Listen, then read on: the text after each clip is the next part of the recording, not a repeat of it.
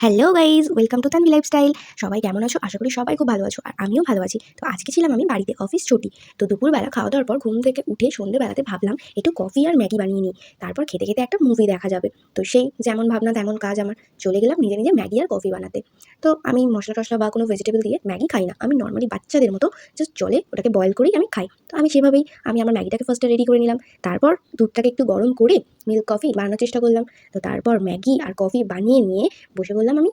তো দেখতেই পাচ্ছ তোমরা আমার ম্যাগিটা লাস্ট কেমন দেখতে হয়েছে। কে আমার মতো এরকমভাবে ম্যাগি খাও বাচ্চাদের মতো, আমাকে একটু জানাও তো দেখি। তো যাই হোক, আমি ম্যাগি আর কফিটা রেডি করে বসে পড়লাম। তারপর মুভিটা টুকুস করে অন করে নিলাম। তারপর মুভি দেখতে দেখতে কফি আর ম্যাগিটা একাই শেষ করে দিলাম। তো তারপর বলো, তোমরাও বাড়িতে থাকলে, ফ্রি থাকলে কীভাবে দিন কাটাও সেটা আমাকে একটু শেয়ার করো। আর যাই হোক, ম্যাগিটা বেশ টেস্টি টেস্টি। জানি তোমরা বলবে এরকম ম্যাগির কোনো টেস্ট পাওয়া যায় না, বাট আমি এটাতেই টেস্ট পাই। আমি এরকমভাবেই খাই, আমি মশলা দিয়ে একদম খেতে পারি না। তারপরে এই ঠান্ডা ঠান্ডা ওয়েদার আর তার উপর বৃষ্টি, বাপরে বাপ, এই ঠান্ডার মধ্যে গরম গরম কফিটা যা লাগছিল না, উফ, ফিল বেটার। তো চলো টাটা, আজকে ব্লগটা এই পর্যন্ত, দেখা হচ্ছে নেক্সট ব্লগে।